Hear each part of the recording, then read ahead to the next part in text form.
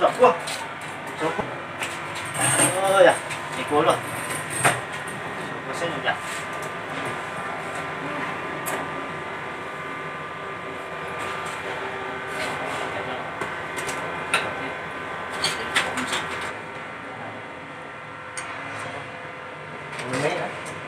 Tắc cơn của chú cho nó mà cua bé xinh ra nữa. Cú của em mà tiền nó. Ô, tiểu mà các cơn của chú. Chứ không tên nữa. Không tên không còn gặp á. Ủa chị mày. Ủa chị mày mày cũng thế. Ủa tao sao? Các cơn. Ôi, chị các cơn luôn. Cho có tàn cho sao? Các cơn. Tàn rồi. Để có đâu đi.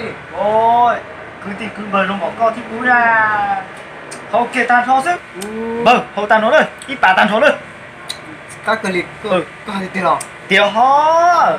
Nó có bê xì đàn đỉa na. Cá hành ho. Liệt ở trên đấy. Ít bà lô lô kìa. Ít bà lô lô. Chú ra chèm phải. Ồ, cho này. Bê xì thì tê chư đi nó lắm á. Chỉ bê xì chỉ chư đi nó chứ ho. Chỉ bao cái sử dụng cả. Tôi đã nó chỉ bao chê. Nụ cú chê. Bao xưa mà. Cho đây tao sẽ dọn. Dạ hả? Hậu kia rất chi. Sao đã chi? Ok. Ôi chẳng bờ. Cái gì cũng biết gì đó chứ mà. Bờ. Bé xì kì cho nó xí kìa. Chị không biết gì không? Biết gì của nó chị. Chú em ơi, nó không chỉ to. Ô, lại rồi na. Cô bé xì thì ho. Cô hậu con sao à? Hầu mà. Có cái hầu gì lái kìa. Tao hầu cái sao của lái.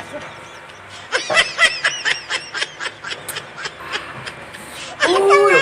Cá cử uy thiệt trình nát. Bởi chẳng có hầu lái luôn đi mà. Cho nó cái tia đi nó. Cái chú cho cái là xì phép. Xì kia. Xì kia. Cái bà tàn hộ. Ôi, đi có lô. Có cá.